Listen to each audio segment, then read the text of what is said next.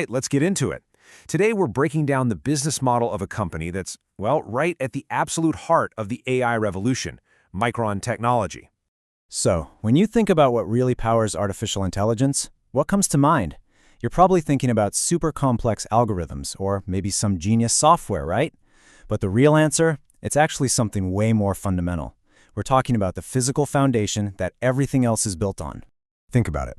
Our whole digital world, and especially the world of AI, is basically fueled by this constant, massive river of data. And all that data, well, it needs a place to live, and it needs a way to move at just incredible, almost unimaginable speeds. And that brings us right to Micron's core purpose. See, they don't just make computer chips in some general sense.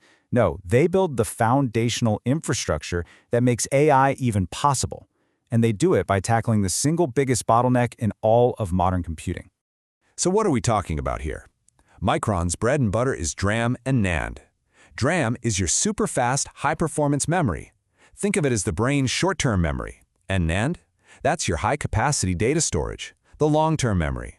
Put them together, and you've got the solution to that critical problem, our endless, ever-increasing demand for faster, more efficient access to all that data.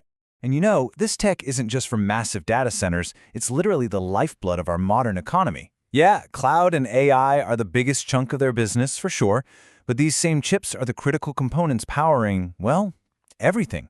The smartphone in your pocket, the advanced systems in your car, it's all running on this stuff. Okay, but here's the catch. Providing this foundation, it comes at a truly staggering cost. And this is where we get to the central metaphor for their entire business model. I want you to picture a roller coaster, a really high-stakes, high-thrill roller coaster. And every ride starts the same way, right? With that long, slow, expensive climb to the... Yep, before you ever get the thrill, the speed, the drops, the whole reason you got on, you have to endure that long, slow, incredibly expensive climb. For Micron, that climb, that's the cost of just building the business. And I'm not kidding about the scale here. Just look at this number. The physical assets alone, we're talking the factories, the super sophisticated machinery, they're worth over $46 billion. That's a B. It's just an enormous, mind-boggling base of fixed costs. And here's the thing, they can't stop. It's not a one-time thing. They have to keep pouring money in, massively, just to stay in the game. We're talking nearly $16 billion in a single year, just on new facilities and equipment. So, that brings us to the big, crucial question, right? When you're spending that much money before you've even sold a single chip, how do you even make a profit? How is that even possible? Well, remember our roller coaster? It's all about the ride down. And oh man, what a ride it is. Because all those massive fixed costs, they create this really powerful financial effect. It's called operating leverage. And what it does is it leads to some of the most dramatic, wild swings in financial performance you can possibly imagine. Just look at this. This is the roller coaster in action. In the industry downturn back in 23, they were actually losing money on every sale, a negative 9% gross margin. But then, fast forward to the recovery in 25, and bam, their margin explodes to a super profitable 40%. And get this, it's the same factories, the same equipment, the same massive fixed costs. The only thing that changed was the market. The results? Wildly different. So what's actually controlling the speed of this ride? Well, there are a few levers here. Things like manufacturing scale and the cost of raw materials, they matter. But the two things that really drive this thing are volume. You know, how many chips they sell, and, most importantly, the average selling price. When that price goes up, profits don't just climb, they absolutely rocket. Now, of course, Micron isn't riding this roller coaster all by themselves. Oh no, they are locked in a fierce, high-speed race. They're part of what's called an oligopoly, which is just a fancy word for an industry that's dominated by just a tiny handful of massive players. Think Samsung, think SK Hynix. It's a tough neighborhood. So, the big question is, how do they defend their turf? How do they protect their spot on the ride?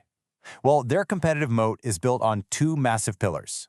First, you've got relentless technological innovation.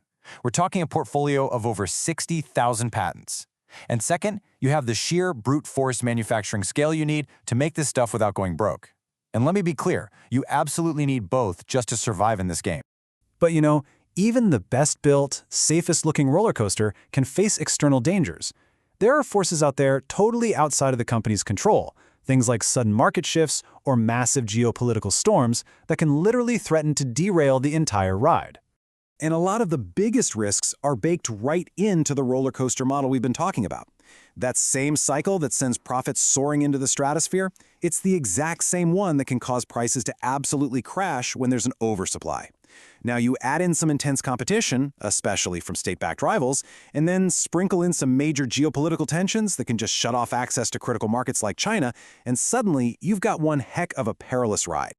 So, what's management's strategy in all of this? Well, it's not about trying to avoid the hills and drops of the roller coaster. That's just impossible. The strategy is to build a better roller coaster car, one that's faster, more efficient, and way more resilient. And how do they do that? They pour money into R&D to stay ahead of the technology curve, they execute these massive projects to build out their manufacturing scale, and they partner up with their customers super early. It's all about making sure they win the race over the long haul. So when you boil it all down, Micron's entire business is really a high-stakes bet on their ability to manage this extreme volatility. And that leaves us with the one key question for its future, doesn't it? In a world that's demanding more and more data, more and more AI every single day, can a company like Micron ever truly master this cycle? Or will they always just be along for the thrilling and sometimes terrifying roller coaster ride?